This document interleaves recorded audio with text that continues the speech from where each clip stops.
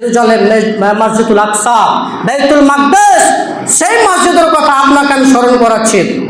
তো আল্লাহ সুবহানাহু ওয়া তাআলা যখন তার কওমের উপরে, মুসার কওমের উপরে নাজিল করলেন এবং 40 দিন বললেন যে তোমরা 40 বছর তোমাদের উপর আযাব নির্ধারণ করা হলো এবং বাইতুল মাকদাস জেরুজালেম তোমাদের জন্য 40 বছর হারাম করে দেওয়া এবং তোমরা পাগলের মতন এই সিনাই মরুভূমিতে ঘুরতে থাকো। পাগলের মতন 40 বছর সিনাই মরুভূমিতে ঘুরেছিলেন, সেখানে আল্লাহকে দেখেছিলেন, সেখানে মানওয়া বা সালওয়া যে সূরা বাকারাতে আছে, সেখানে জান্নাতি খাবার দেওয়া হয়েছিল। তারা বলছেন যে মানওয়া সালওয়া খাদ্য খেতে খেতে খাদ্য খেতে খেতে আমরা এলে গেছি, পরেশান হয়ে গেছি, এত তোমরা আল্লাহকে বলো না শাকসবজি উৎপাদন করতে। তো আল্লাহ বললেন যে তোমরা সবজি খাবে, তো এসো জেরুজালেমে, এসো উরুভার জমিতে, এসো বাইতুল মাকদাসে এসো, তাহলে তোমরা সবজি খেতে পাবে। সেখানে সবজি চাষ হবে না, সিনাই মরুভূমিতে সবজি চাষ হবে না। যদি তোমরা সবজি খেতে চাও, তোমরা মানওয়া এবং সালওয়া খেতে খেতে প্রেসার হয়ে গেছো, এলে গেছো, এখন তোমরা এসো জেরুজালেম বাইতুল মাকদাসে। কিন্তু 40 বছর আগে তো তারা যেতে পারবে না। পাগলের মতন এই সিনাই মরুভূমিতে, সিনাই পাহাড়ে তারা ঘুরপাক খেতে থাকলো। কত বছর? 40 বছর। এই 40 বছরের মধ্যে মুসা আলাইহিস সালাম মারা গেলেন। মুসা আলাইহিস সালাম কি গেলেন? মারা গেলেন। এবং মৃত্যুর মুহূর্তে মুসা আলাইহিস সালাম আল্লাহকে বলেছিলেন, যখন বাইতুল মাকদাস জেরুজালেম তিনি বিজয় করতে পারলেন না, যুদ্ধ করতে পারলেন না, তো এই জেরুজালেম যুদ্ধ না করতে পারার কারণে, জেরুজালেম তিনি বিজয় করতে না পারার কারণে তার মনের আক্ষেপ কতটা ছিল। মুসা আলাইহিস সালাম বলছেন যে তিনি জেরুজালেম প্রবেশ করতে না পারায়, জেরুজালেম প্রবেশ করার জন্য তার মনে এতটাই বাসনা ছিল এবং জেরুজালেম প্রবেশ করতে না পারায় তার অন্তরে, তার কালবে এতটাই বেদনা ছিল, এতটাই ব্যথা ছিল, এতটাই গভীর ছিল, শেষ মুহূর্তে আল্লাহকে বলেছিলেন যে আল্লাহ আমি মারা যাব। মৃত্যুর মুহূর্তে তিনি বলেছিলেন আল্লাহ আমার মৃত্যুটা যাতে মসজিদুল আকসা জেরুজালেম বাইতুল মাকদাসের নিকটবর্তী হয়। আমি তো পারলাম না বাইতুল মাকদাস জেরুজালেম বিজয় করতে পারলাম না, তো আমার মৃত্যু দিও, আমার মরণ দিও যাতে বাইতুল মাকদাসের নিকটে, খুব কাছাকাছি। মুসা আলাইহিস সালাম প্রার্থনা করে বললেন, রাসূলুল্লাহ সাল্লাল্লাহু আলাইহি ওয়াসাল্লাম বলছেন ফাসআলাল্লাহু আইয়ুদনিয়াহু মিনাল আরদিল মুকাদ্দাসা রামিয়াতান বিহাজারিন। মুহাম্মদ সাল্লাল্লাহু আলাইহি ওয়াসাল্লাম বলছেন যে মুসা আলাইহিস সালাম আল্লাহর নিকট প্রার্থনা করেছিলেন যেন তার মৃত্যু জেরুজালেম পবিত্র ভূমি থেকে কেউ ঢেল ছুড়লে তাতে যা তার কবরে যেয়ে পড়ে। এতটা কাছে তার মৃত্যু হয়েছিল, এতটা কাছে কি হয়েছিল?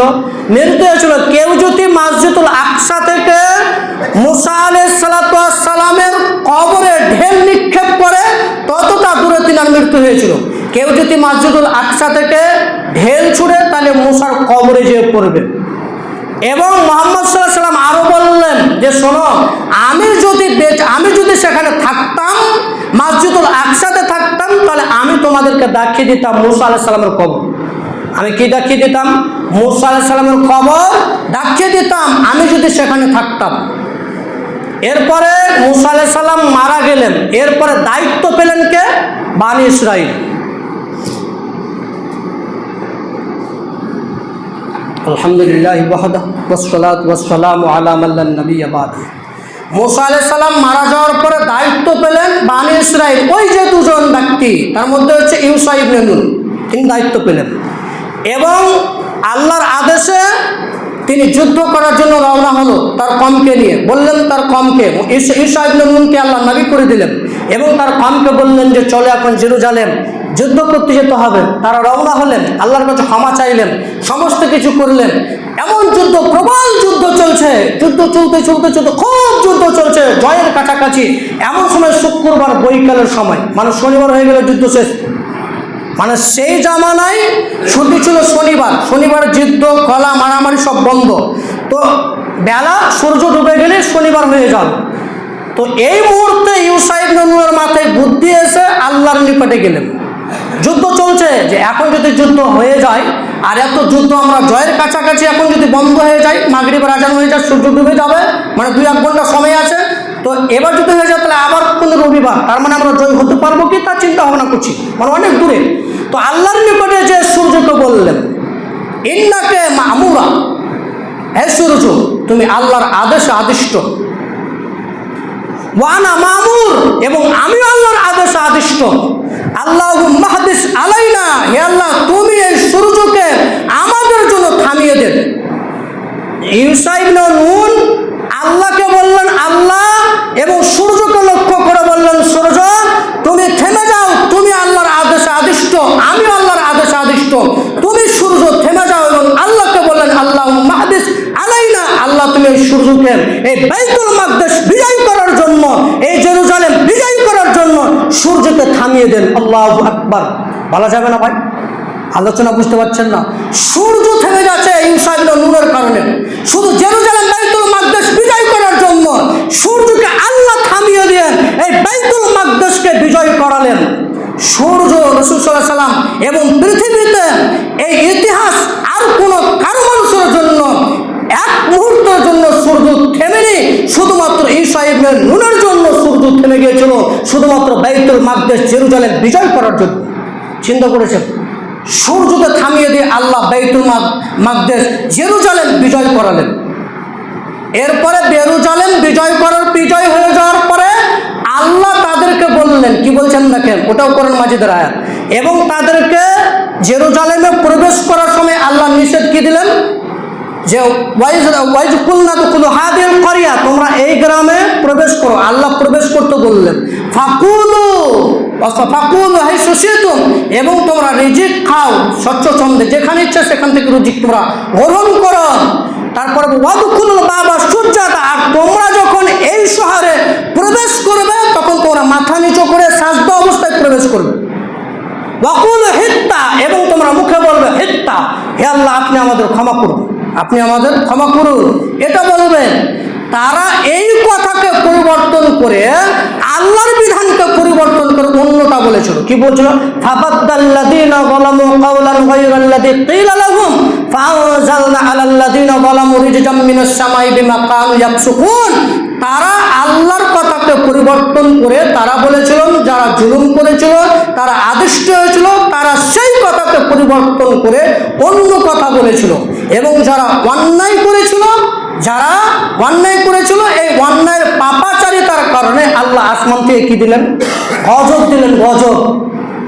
আল্লাহ আসমান থেকে কি দিলেন? গজব দিলেন। কি থেকে দেখবেন এবার দেখেন। আল্লাহ ফেরাউনের হাত থেকে বনী ইসরাইলকে বাঁচালেন। তুর পাহাড়ে তিনি মানওয়া এবং সালওয়া খাদ্য দিলেন, সমস্ত কিছু থেকে বাঁচালেন।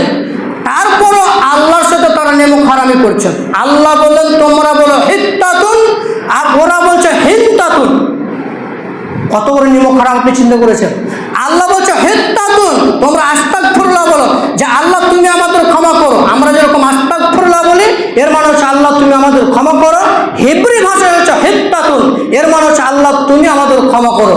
তারা এই হিত্তাতুনকে পরিবর্তন করে বললেন হিন্তাতুন, মানে হচ্ছে গমের দানা। কত নিমক হারাম! আল্লাহ বলছে হিত্তাতুন বলো, ওরা বলছে হিন্তাতুন। এবং যখন বাইতুল মাকদেসে প্রবেশ করলেন তো আল্লাহ বললেন মাথা নিচু করে প্রবেশ করো, তো ওরা পিছন দিকে আগে প্রবেশ করেছে। নাউযুবিল্লাহ। আল্লাহ বললেন তোমরা আগে মাথা নিচু করে প্রবেশ করবে, তোরা হামাগুড়ি দিয়ে পিছন দিক বাইতুল মাকদেসের উপর ওপর দিকে মুখ করে। কত বড় নিমক হারামি! আল্লাহ গজব দিলেন, এবং এমন গজব দিলেন যে তারা বাইতুল মাকদেস বিজয় হওয়ার পরেও, বাইতুল মাকদেস জেরুজালেম বিজয় হওয়ার পরেও তাদেরকে জুইলেট শাসক এবং জালুত বাদশাহ তাদেরকে বিতাড়িত করে দিয়েছিল। জালুত বাদশাহ কি করে দিয়েছিলেন? বাইতুল মাকদেস থেকে হাঁকিয়ে দিয়েছিলেন।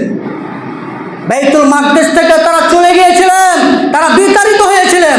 আর এই বনী ইসরাইল সেই সময় নবীকে, সামক নামক নবীকে বলছেন যে আপনি আমাদের জন্য একজন যোদ্ধা তৈরি করে দেন, শাসক তৈরি করে দেন, যে জালুত বাদশার বিরুদ্ধে লড়বে। সে নবী তো জানতেন যে তোমরা কত নেমক হারামি, সে তো আমরা জানি। তোমরা আল্লাহর সাথে কি করেছো তা তো আমরা জানি। তো আজকে কেনে এসেছো, আজকে আমরা এসেছো, ফের তোমরা অধভঙ্গ করবে। তাহলে তারা বানি ইসরাইল সে জেরুজালেম থেকে বাইতুল মাকদেস থেকে কি হয়েছিলেন, বিতাড়িত হয়েছিল। সবাই যে আল্লাহর সাথে নেমক হারামি করেছিলেন তা নয়, কিন্তু কিছু সংখ্যক লোক নেমক হারামি করেছিলেন। আর এই ইতিহাস থেকে আমাদের নবী যখন মক্কা বিজয় হলো 10 বছর 12 বছর পর, তখন তিনি মক্কার উঁচু স্থান থেকে নিচে নামছেন। নিচু থেকে উপরে নয়, মক্কার উপর থেকে নিচে নামছেন। এবং উটের হাউদা যেটা রয়েছে সেই হাউদাটা উঁচু হয়ে আছে, তো রাসূল সাল্লাল্লাহু আলাইহি ওয়াসাল্লাম থুতনি দিয়ে দিয়েছেন। সাজদা অবস্থায় তিনি প্রবেশ করছে, আর উপর থেকে তিনি নামছেন আর মুখে আস্তাগফিরুল্লাহ করছেন। আমাদের নবী উঁচু মক্কার স্থান থেকে উঠছেন এবং উটের হাউদাতে তিনি তার মাথাটা রেখে দিয়েছেন, আর সাজদা অবস্থায় দোয়া করছেন, আর আল্লাহর নিকটে ক্ষমা চাইছেন। আর ওই নবীর কবি বলেছিলেন, মুসা আলাইহিস সালাম, মুসা আলাইহিস সালামের সাহাবী, শেষ নবীর সাহাবীরা বলেছেন আল্লাহ রাসূল উহুদের যুদ্ধতে বলেছেন, আল্লাহ রাসূল আমরা বানি ইসরাইলদের মতন বলবো না, আপনি যান এবং আপনার রব যে যুদ্ধ করো। আনসার মুহাজিররা বলেছিল আমরা আপনার সঙ্গে সর্বদাই যুদ্ধ করব, আপনার সঙ্গে আমরা সব সময় থাকবো, আপনি যদি আগুনে ঝাঁপ দিতে বলেন আগুনে ঝাঁপ দিয়ে দেবো, তবে আমরা মুসার কমের মতন বলবো না, আপনি জানার আপনার রব যে যুদ্ধ করুন। তাহলে আমরা ইতিহাস থেকে বুঝতে পারছি নেমক হারামি করলে, বদমাশি করলে তার শাস্তি আচার ভোগ করতে হবে। আজকে ভোটের লিস্ট থেকে বাদ নাম, তার মানে আমরা কোনো অন্যায়ে জর্জরিত রয়েছি, আমরা পাপেও জর্জরিত রয়েছি। সাবধান সতর্কতা অবলম্বন করবেন। বাইতুল মাকদেসের টেস্ট আরো পাইলেন না, ইনশাআল্লাহ পরবর্তীতে আরো